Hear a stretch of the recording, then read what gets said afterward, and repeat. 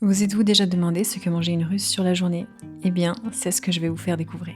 J'ai choisi des plats typiques russes qu'on ne retrouve pas ici en Occident et vous allez donc voir ce qu'on peut manger au petit déjeuner, au déjeuner et pour le souper. Commençons par le petit-déj. J'ai décidé de préparer des sirniki.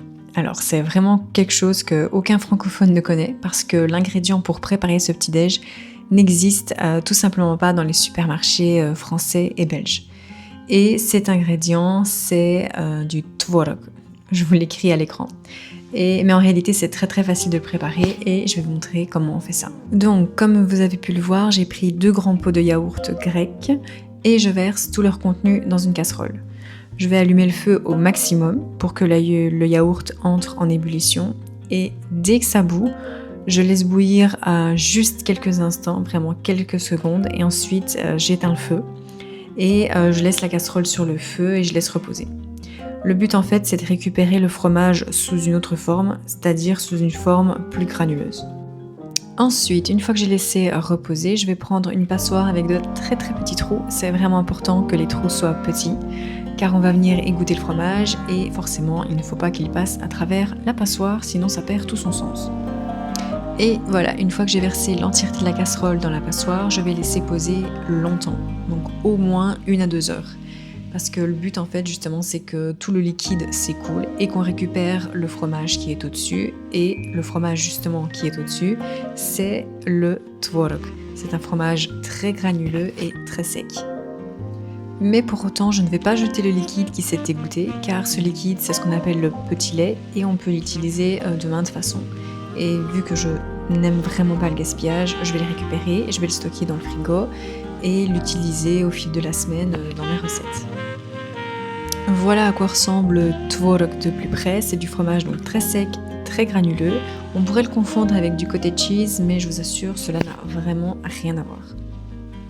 Maintenant que nous avons l'ingrédient de base, on va passer à la recette en question qui sont les sirniki. Je commence par émietter correctement le fromage pour ne plus qu'il soit en un seul bloc, mais bien qu'il soit effrité. J'y ajoute ensuite 3 œufs et quelques cuillères à soupe de sucre. Je mélange bien le tout pour que tout le fromage s'imprègne des œufs et du sucre. Et j'ajoute ensuite quelques cuillères à soupe de farine. Alors si ça vous intéresse d'avoir la recette avec les quantités, n'hésitez pas à me le dire en commentaire et je vous noterai tout ça. J'ajoute également une petite pincée de sel pour le goût. Ensuite, il ne nous reste plus qu'à les cuire sur une poêle en mettant un peu de beurre. Pour qu'il soit bien rond, j'ai décidé d'utiliser ce petit moule. Mais clairement, ce n'est pas obligatoire. Vous pouvez tout simplement déposer la pâte à la cuillère. Ça marche tout aussi bien. Vous les retournez pour que les 2 côtés soient bien dorés. Et voilà le résultat. La manière de les manger importe également, car généralement on les mange avec smetana. Alors, smetana, c'est quoi? C'est une sorte de crème aigre fermentée. De nouveau, on ne trouve pas ça facilement en Belgique ni en France, mais le plus proche ce serait, je dirais, de la crème épaisse. Je n'en avais pas, donc j'ai tout simplement décidé de remplacer ça par du yaourt grec. Et avec ça, on ajoute un peu de sucre, mais ça vraiment c'est selon les goûts. Pour ce midi, j'ai décidé de préparer grechko. Alors c'est un plat à base de sarrasin et pour pouvoir le préparer, j'ai besoin de viande hachée. J'en avais pas de la fraîche, donc j'ai tout simplement pris de la viande hachée que j'avais congelée et ici je la mets au micro-ondes pour qu'elle puisse décongeler plus rapidement.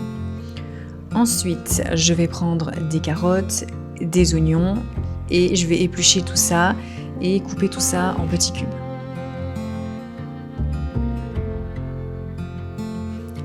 Je coupe donc les oignons et il faut savoir que dans la cuisine russe, en général, l'oignon et l'ail, ce sont vraiment des ingrédients de base. Ils sont quasiment dans chaque repas.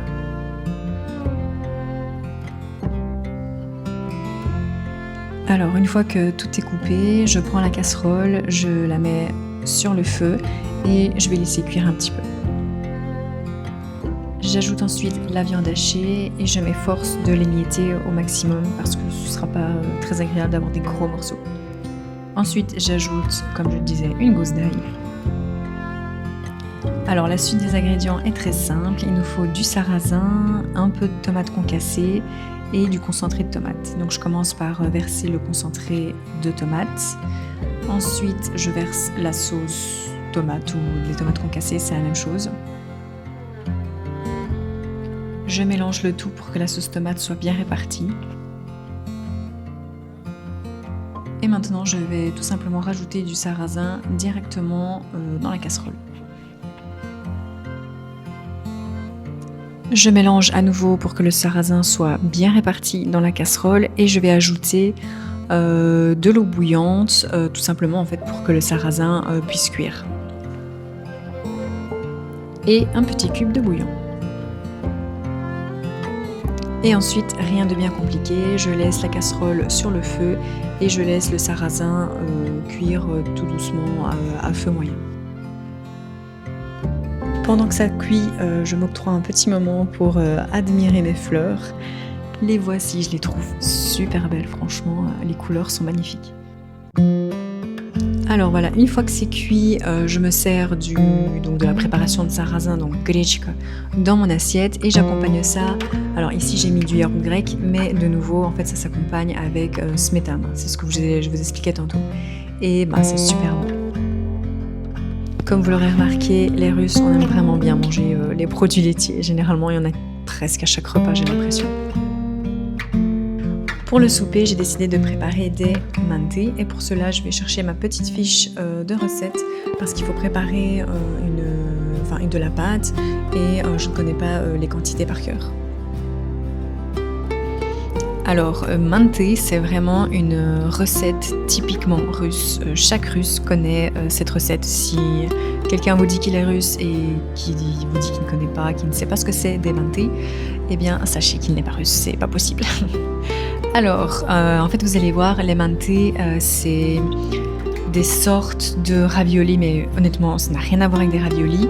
En fait, c'est de la farce qu'on va mettre dans de la pâte qu'on aura faite soi-même maison. Alors, la farce, elle se compose de 3 choses principales, je dirais. Alors, déjà, de la viande hachée. Oui, les Russes sont très carnivores, hein. Un repas où il n'y a pas de viande, ce n'est pas un repas. Donc, il se compose de la viande hachée et de beaucoup d'oignons. Vraiment, là, tout ce que vous voyez en blanc dans la tasse, dans le récipient que je suis en train de malaxer, c'est des oignons. Ici, j'ai rajouté du persil parce que j'en avais beaucoup trop et je m'étais dit que c'était une bonne solution pour l'utiliser. Donc, là, comme vous voyez, je malaxe la viande hachée, les oignons, là j'ai mis du persil, il y a aussi du beurre fondu que j'ai mis. Je vais aussi saler, poivrer. Là, comme je vous disais, vous voyez, j'ai énormément de persil. Je ne sais pas quoi en faire, donc j'essaie de l'employer comme ça en essayant de le mettre dans toutes mes recettes. Le troisième ingrédient, on va dire presque indispensable à mettre dans la farce, en fait, c'est des pommes de terre coupées en tout petits cubes. Mais en fait, je n'en avais pas et donc j'en ai pas mis. C'est pour ça que vous ne verrez pas en mettre dans la recette, mais sachez que ça fait partie de la recette. Donc maintenant, je vais préparer la pâte. Alors c'est très simple, hein. C'est de la farine, de l'eau, du sel, clairement, et un peu d'huile. Et en plus de ça, j'ai un robot, donc je vais tout simplement tout mettre dans le robot. Et le robot va faire le travail à ma place. Il va malaxer et moi en attendant, je vais pouvoir ranger un petit peu la cuisine. Et comme je vous disais, donc je rajoute quelques cuillères à soupe d'huile pendant que ça malaxe. Franchement, c'est super pratique d'avoir un robot parce que moi j'ai le souvenir de ma maman qui faisait ça à la main et ça lui prenait vraiment un temps de dingue. Alors que là, j'ai rien à faire en fait. Là, comme vous voyez, donc là le robot a fini, mais juste par plaisir de manipuler la pâte, je vais refaire les mouvements que je voyais ma maman faire quand elle faisait cette recette. Mais en vérité, il n'y a pas besoin. On peut tout simplement prendre la pâte qui a été pétrie par le robot et c'est bon. Pas besoin de refaire des mouvements comme ça.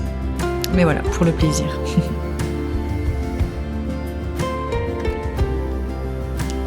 Ensuite, une fois que la pâte est prête, je vais la mettre sous film plastique et il faut qu'elle repose un tout petit peu dans le frigo, 15-20 minutes minimum.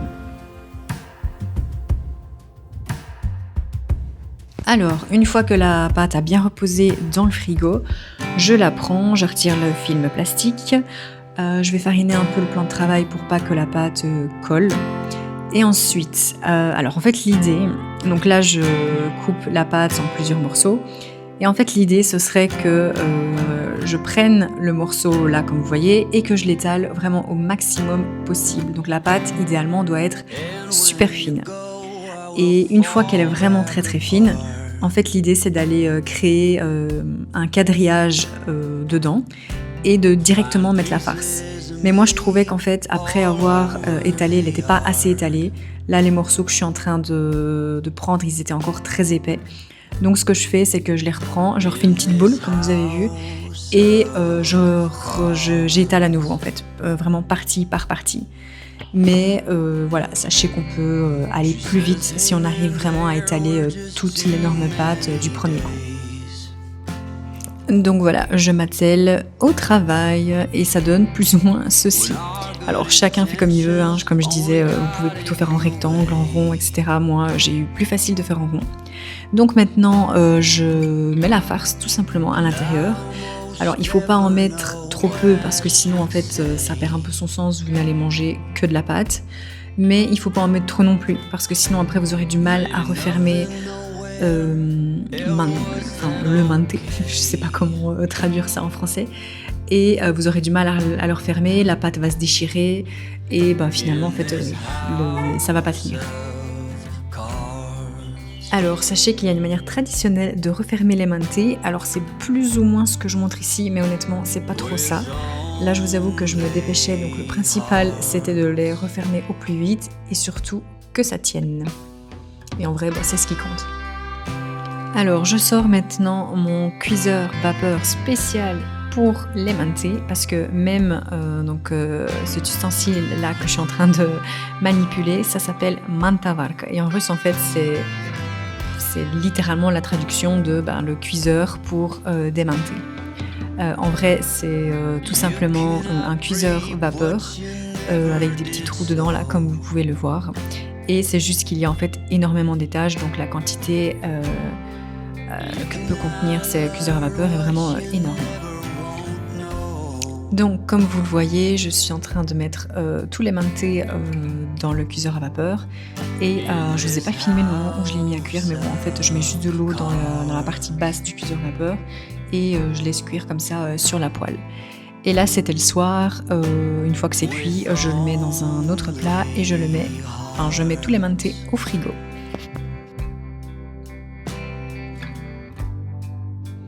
Alors, croyez-le ou non, mais les mantés, ça se mange aussi avec, donc ce que je vous disais, smetana. Mais pour varier un petit peu, moi j'avoue que je n'ai pas mangé ça avec du yaourt cette fois-ci, mais j'ai tout simplement pris du ketchup et de la moutarde. Enfin voilà, on arrive à la fin de cette vidéo. J'espère vraiment que ça vous aura plu et que ça vous aura fait découvrir des recettes que vous ne connaissiez pas. N'hésitez pas à me laisser un petit like et un commentaire, j'adore vraiment vous lire, donc vraiment faites-vous plaisir. Et en attendant, je vous dis à bientôt dans une prochaine vidéo. Salut!